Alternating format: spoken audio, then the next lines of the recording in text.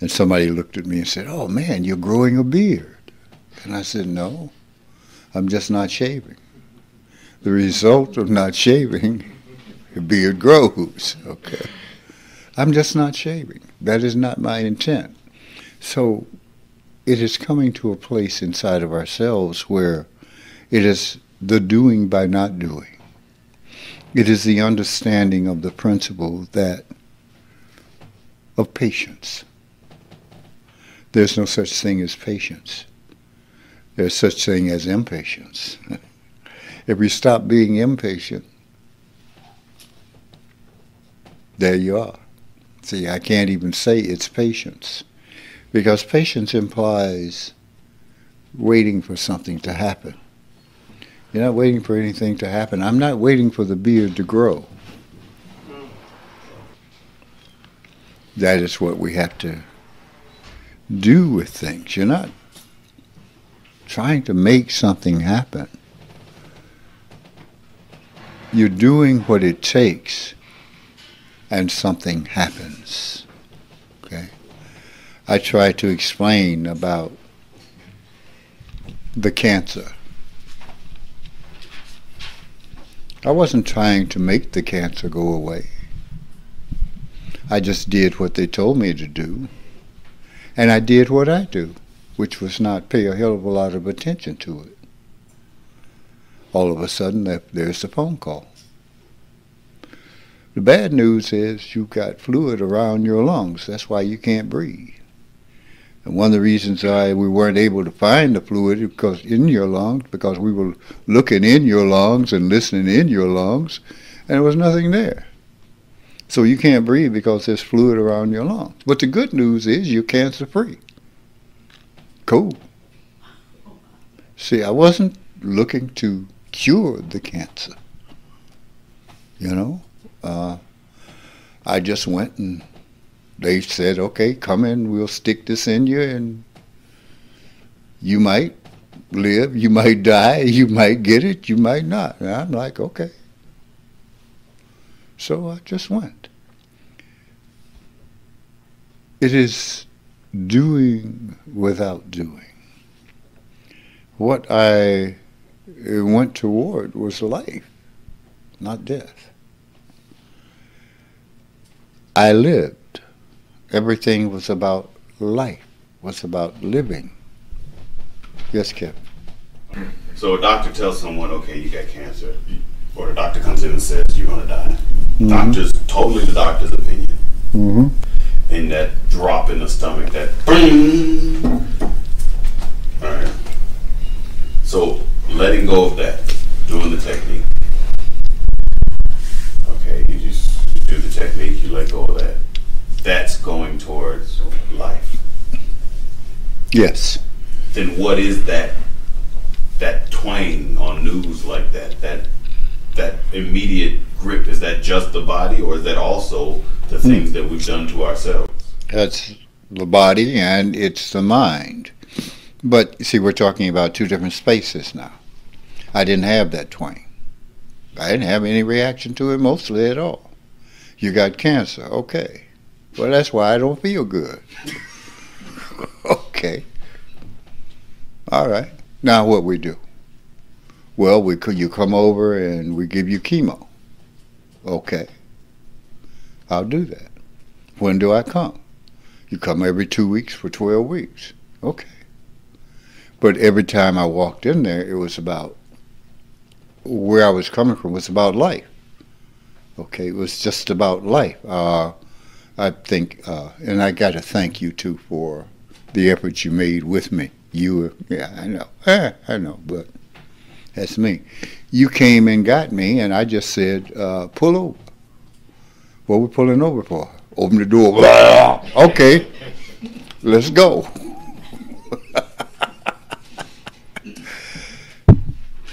Toward life. You see what I'm saying? So if dealing with the twang is not, okay, there is having it, there's dealing with it, mm-hmm. There's dealing with it properly, mm-hmm. And then there's what you're talking about. Yeah, I'm coming to that. I'm coming to that part of it for you. This is where I sit, because dying for me is a part of life. I don't have that fear of it. I don't have any apprehensions about dying, about being dead. I have some problems with dying, especially if you burn to death. I got some problem with that, but no problem with being dead. All right. And that's because you've come to a certain space inside. Now, what is that thing that makes you go? It's a reaction to something that you don't know. Okay? Not knowing causes people to react in that way. What's going to happen? I'm going to be annihilated. Oh, I'm going to die. Oh, that causes, okay. Now, that's a moment. But the next moment, you can let go of that. But if you don't let go of this, that's telling you that, that's telling you you should worry, that's telling you this, then that comes back and you're back down again. The thing that you have to accept is that you're going to die. It's just a matter of when. It's just a matter of when, okay? I'm looking at it now. It's like I've been involved in this process of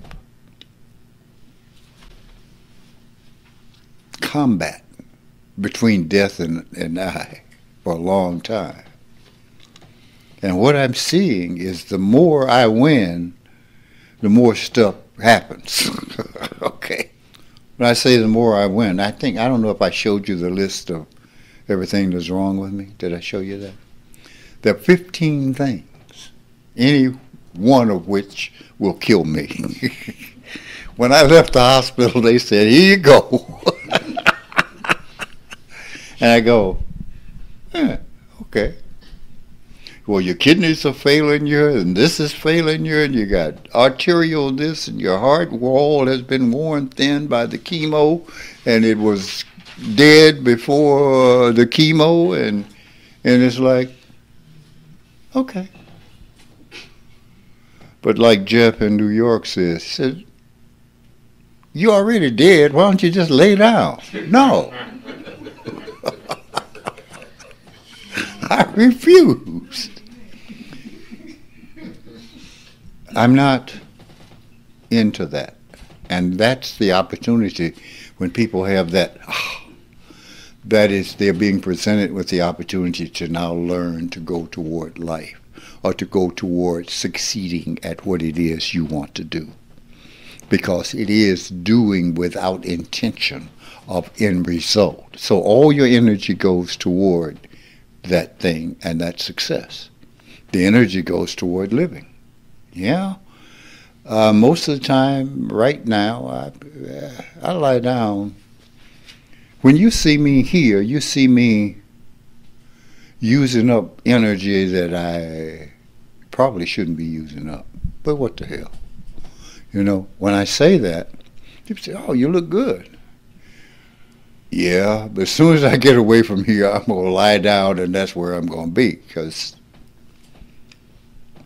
it's very difficult for me. But I'm not doing this with the idea of a result. That's what I mean. I'm going toward life. I'm going toward living without the idea of living. It's the action. Does this make sense to you? Yeah. So it is the same way with anything. You do what it takes, and I've said this to you before. You do what it takes. The end result is the end result. If you just do what it takes, you know, if you are building muscle, you do what it takes, and the muscle builds by itself. Okay, next thing you know, you're looking at yourself. Wow. Practice at this. Study this. Study the actions. And what I'm trying to aid people in doing is coming to the realization of the different pattern of doing and being themselves, because that adds an energy. Okay, that gives you an rather than that you're gonna die. The other way gives you the so now you got a new energy about it. You got a new energy about doing what you do. You do. And that's learning about that space between neither this nor that, but both and neither. That new thing. You know, it's the same concept as a child. You got a man and a woman.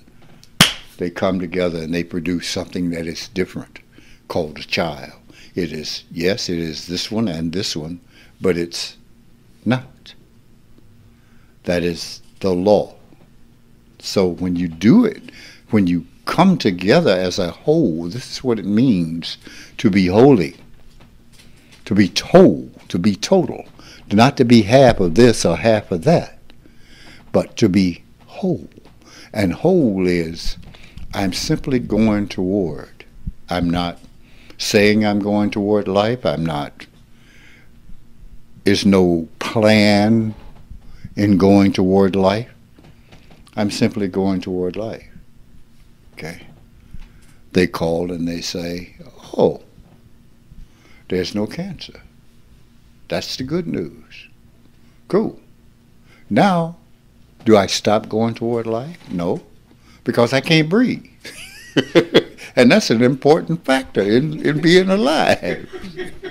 You know, breathing is good, you know.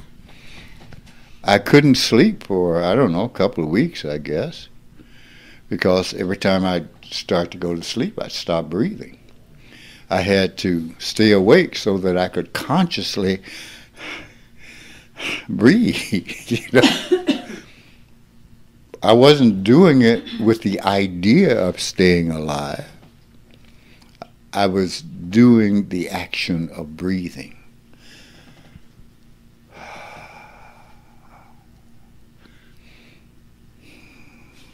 Okay, all right, I'm good.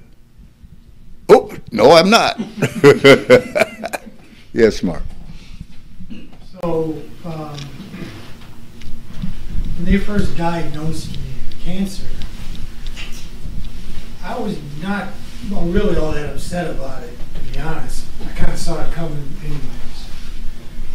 The doctors were more upset at the time than I was. It was just another thing I had to deal with. But as we got into the chemotherapy, it changed things a lot because it took away the energy that I typically have in my body. And one of the things it brought me to was whether this shit was really worth the effort. Because at some point I'm like,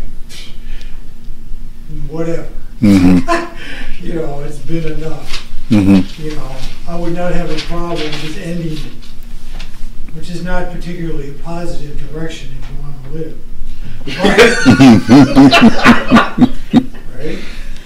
Right? But that was just one half of it. Right? The other half of it was this other part of me that was like, I'm not done here yet. I haven't done what I came to do here yet. What is it that I came here to do? Answer that question. Stripped away a lot of the peripheral garbage and allowed me to see more clearly what was simply the task in front of me. As I engage that, there's this, exactly what you're describing. There's this back and forth. There's this struggle in me, right? It's not yes, both, and neither. You know, yes, no, both, and neither. It's still this flip-flop. Back and forth, yeah. And I can see it in my mind. The desire, at one point, because of the effects of the chemo, because it really just, I'm like, well, if I gotta live like this, I don't even know what to do. At one point I realized, well, I got to make a decision here, because that energy is what I need to bring the energy of life up in me to give me what I need here. As I make that decision, I see all these other things in my mind start to click in and try to pile on. Makes it more complicated. Right? If you go with it. Yeah. If you go with it. Yeah. So there's this struggle back and forth about trying to stay. It's like I need to be able to, like you were talking to Kevin this morning about not trying to do it, just do it. Right? Mm-hmm. In this situation, when you're faced with life and death, it really brings it down to what's real, what that really means. Yes. Internally. Making a choice to do something is not necessarily what you're describing, but it seems to be a necessary. So that's my question. It's a part of it. It's like you have to decide to be alive. You have to decide to go forward. You have to and do this thing. You know. Okay. I'm going to say this to you. It is a decision from the original place. I talk about original thought, okay? Being clean and clear. Usually our thinking is twisted, is distorted. So what we need to do is come to the original. We need to come to the original about love, about happiness, about joy, rather than these things with the fuzz of I'm happy if you do this, or I'm joyful if Donald Trump falls dead, you know, or if his hair falls over his eyes and he trips, and, you know, I'm happy about that. No. So we have to come to the purity of the thing. So in that decision, here's what, you see, I don't decide to go toward life. I just go toward life. Because there's that thing in my body that will go toward life of its own. Okay? I don't listen to, it says, can't do this. Okay. I hear that. But all that means is that's what I think in this moment. When that time comes, you heard me say, I will not go peacefully into that good night. You have to take me. That means I'll just die. You see what I'm saying? It won't be, okay, I can't, no. Well, we don't know if we're through living yet or not. The only way we'll know if we're through living is if we die. Then it's like, okay, you win. So there's not really a decision, because that decision comes from here. So I'm going with that thing in me that says, do this, do that. I'm going with that thing that made me say every time I walked into there and they say name, and I say Denzel Washington. And by the time they got around to calling me Denzel Washington, they say, oh, Denzel Washington. No, Morgan Freeman, you know. By the time they start calling me for Morgan Freeman, I'm saying, is this the place where I pick up my money? Okay. It was life-affirming because people were laughing and happy, and when I left, when I went by and said, did the Bob wave, see ya, they start crying and shit. You know, it's like, oh, I'm going to miss you. Well, I'll miss you too, but I'm not going to miss that chemo that's killing me. Hey. But it's, you see, it's life affirming. Does that, when I walked in there, this is what it was. When the doctors came in, they try to be all by the book. How are you? grab your elbow and shake your hand, and make you feel good. Well, I grabbed them first. Hey, how you doing? How's the wife? Oh, how's the husband? How you doing? Oh, you pregnant? Oh, how are you? Life affirming. You see what I'm saying? So it's that action. It's not a decision. I'm going to get you in a minute. Yeah. So one of the things that things have become much simpler for me. The interaction that you have with someone in the moment, as you describe it, is one of the great joys of or has become one of the great joys of my life. Yeah. That few moments that you have to spend with somebody, that interaction has a certain vitality to it. Yes. And a dynamic to it that's really beautiful. Yes. And it only lasts for a few minutes. It can be with anybody at any time, at any moment. It's just between us. Yes. It's a beautiful thing. But at night, or when I'm home and I'm alone, it flips the other. It flips back the other direction. It's because you're listening to the mind and not listening to the feeling inside. The feeling inside, that same feeling that I have with the people, I have with myself, with life. Because it's like I will say, or the mind will say, you're going to die, don't you? And the body gets excited. Oh, yeah. Yeah. It's almost like we're going to go on a new adventure. But it's just the feeling of releasing. See, when you feel that, what you're doing is tightening up and going to the mind, as opposed to going to releasing and letting the energy run. That feels good. When you release and let the energy run, you're with that energy.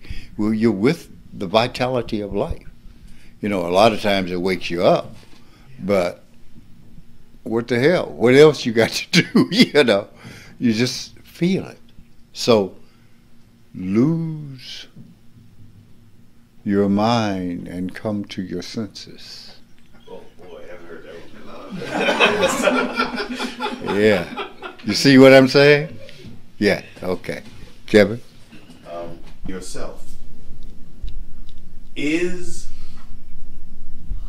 that thing that goes, ooh, man, is that just the force of the ongoingness of selfness? Or in a piling into in a sense. A narrow view? In a sense. See, what you want to understand about the mind is that the mind, the only problem with the mind is that it's out of control.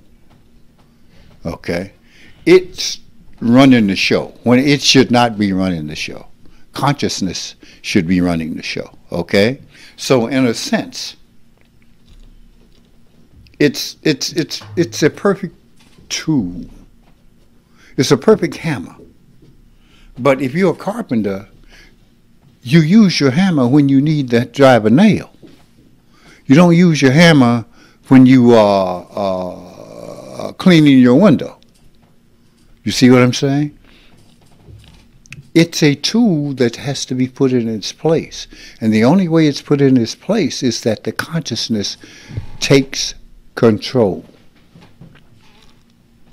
Now, you talked about it as this side over here and this side over here. But what I want to talk about it as right here. It's not this or that, but right here. See, so what must I do to become stable? Something you said earlier today, shut the fuck up. Okay? That is, I was talking to a person in New York yesterday.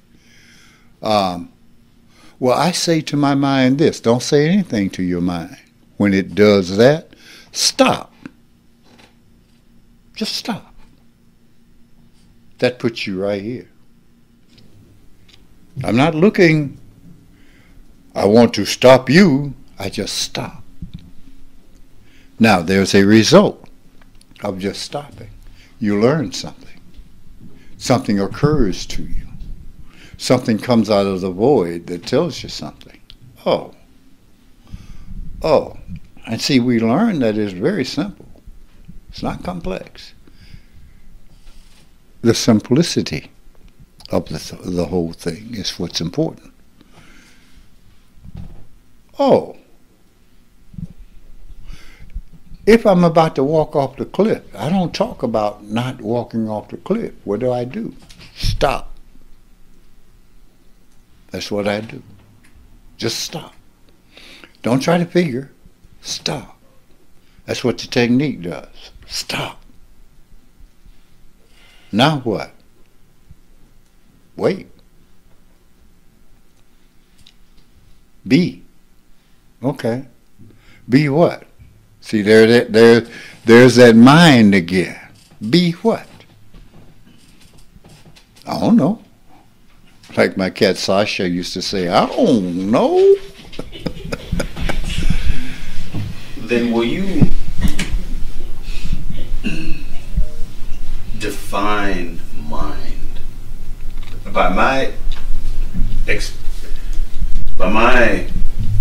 glimpses of self, the mind is kind of, like this crazy person running by the window. You finally get a space to sit down, it's like, boom, runs by the window. Let him keep running. But my question is, in my glimpses of mind, it is every single thing that I define as myself, except for the experience of being myself. Like everything.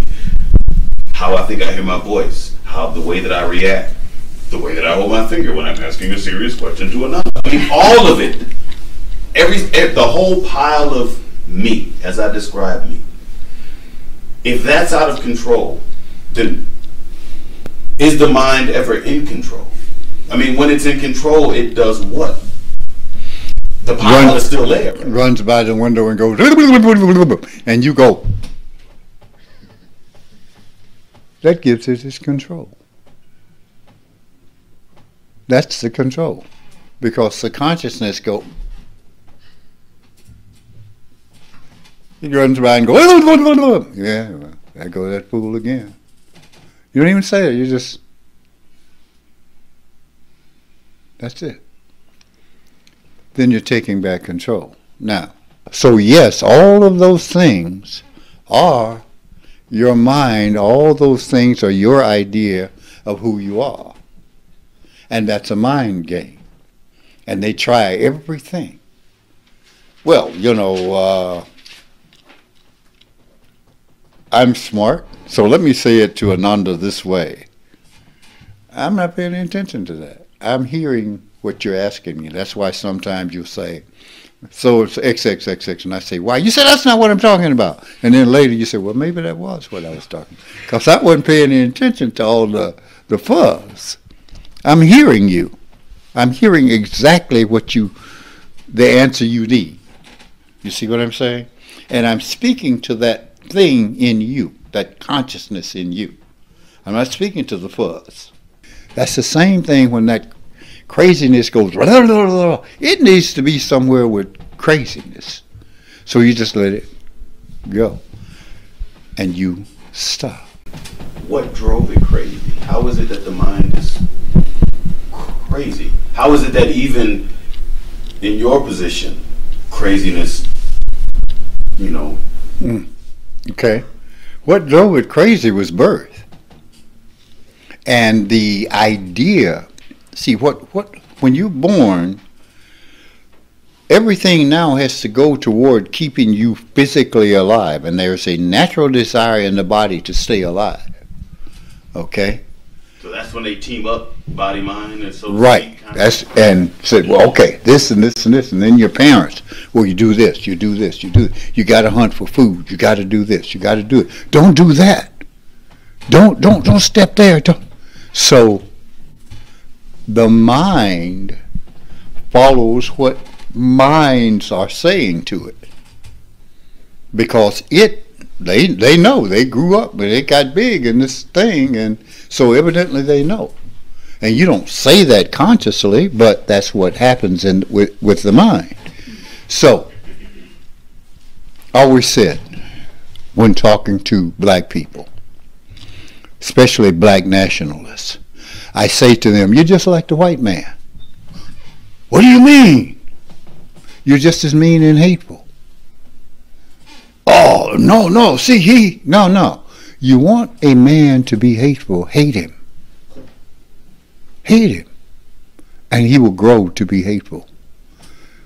The mind, see, that's the same concept. The mind to mind tells you this, so mind grows. Now I'm in control. I decide this, I decide that, as opposed to your feelings. Your feelings are no good. Don't cry, stop crying. Huh? Don't do this, do this. So what you do is you shut down the feelings and go to the head.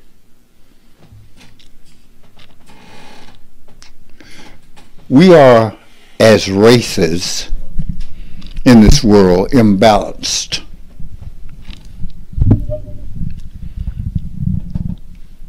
Notice most of your sports are dominated by black people. Because somewhere in our conditioning, we said, fuck you. I ain't following no rules. Well, what happens is that releases everything. So you no longer have to think, I must catch the ball. And when you do that, it's too late. Whereas on the white side, we have been intellectually conditioned. I must catch the ball. Well, it's too late. Whereas the guy on the other side just goes, he's cold. And you go, damn. Well, why is that superior? Well, it's not really superior. It's just releasing and letting go. You see what I'm saying?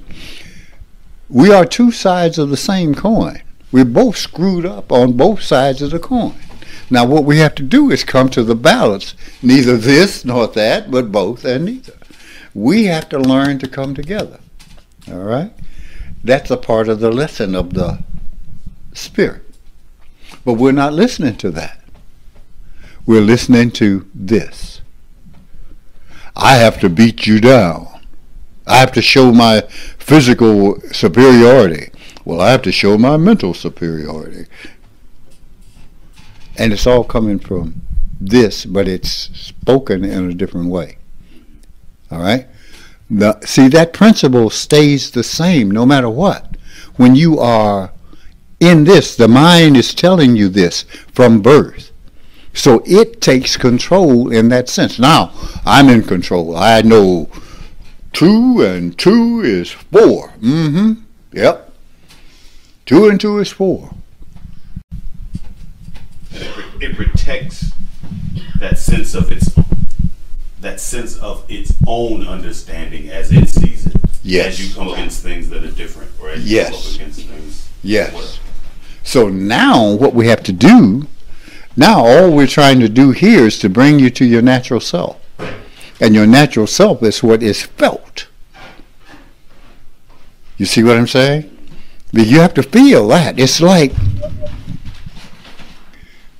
don't spike the ball in the end zone and do the funky chicken. You must be corporate. No, I'm going to fuck the goalpost here.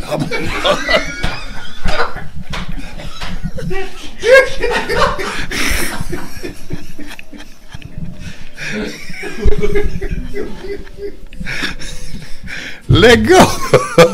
I'm going to do this. Well, the funky bunch, I would get to all my teammates and we going to do this and we going to jump up and down. Get your popcorn ready. Here you go. Get your popcorn here. You see what I'm saying? Two different ways of doing the same thing, of screwing up. One goes all the way one way, one goes all the way the other way. Come on back, guys. Right here in the middle, you know. You feel that. Wow. And what makes a guy able to jump up amongst a bunch of bears and come down with the ball? Why is that? Because he feels it. Doesn't think it. They tell you, practice your technique, now forget it. Go play. Go do. It's telling you, let this go, come to this. You know, lose your head, come to your heart. Come to your feelings. All right. That's the difference. That's here, that's what I'm saying. Lose all that. Come to this. Okay, here's cancer out there, the Chicago Bears, and here I am, the Green Bay Packers. Let's go get it. Let's go get it. And all of a sudden they're saying touchdown. And I'm saying, okay, cool. Now let me go to the goalpost.